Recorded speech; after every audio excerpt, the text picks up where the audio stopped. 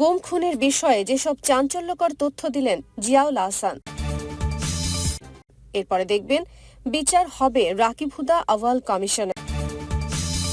সবশেষে দেখবেন যুক্তরাষ্ট্র থেকে পরিচালিত হবে আওয়ামী লীগ। এখন বিস্তারিত। গুম খুনের বিষয়ে বিভিন্ন তথ্য দিয়েছেন ন্যাশনাল টেলিকমিউনিকেশন মনিটরিং সেন্টারের সাবেক মহাপরিচালক মেজর জেনারেল জিয়াউল আহসান। গুম খুন সহ অনেক স্পর্শকাতর বিষয়ে জিজ্ঞাসাবাদ করা হয় জিয়াউল আহসানকে। ডিবির জিজ্ঞাসাবাদে তিনি বলেন, আমি নিজ উদ্যোগে কিছুই করিনি। আমাকে যেভাবে নির্দেশনা দেওয়া হয়েছে আমি সেভাবেই কাজ করেছি।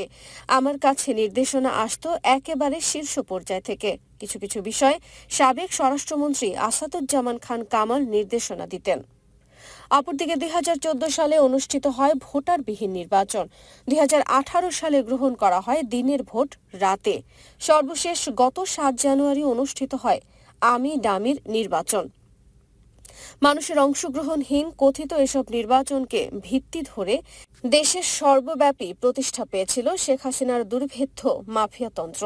নির্বাচন নামের প্রতারণা, জালিয়াতি, অর্থ আত্মসাৎ এবং তৎকালীন বিরোধী দলের নেতাকর্মীদের হত্যা, গুম, দলন পীড়নকারীদের বিচারের আওতায় আনতে আইনি পথ অবারিত হচ্ছে এমন সম্ভাবনাই নির্দেশ করছে হাইকোর্টের জারিকৃত একটি রুল।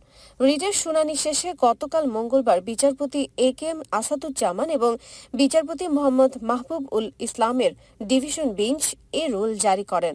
রুলে 2014-2018 সালে প্রধান নির্বাচন কমিশনার এবং নির্বাচন কমিশনারদের নিয়োগ নিয়ে দেশের কোনো আদালতে প্রশ্ন উত্থাপন করা যাবে না মর্মে দায় মুক্তি দেওয়া হয়েছিল।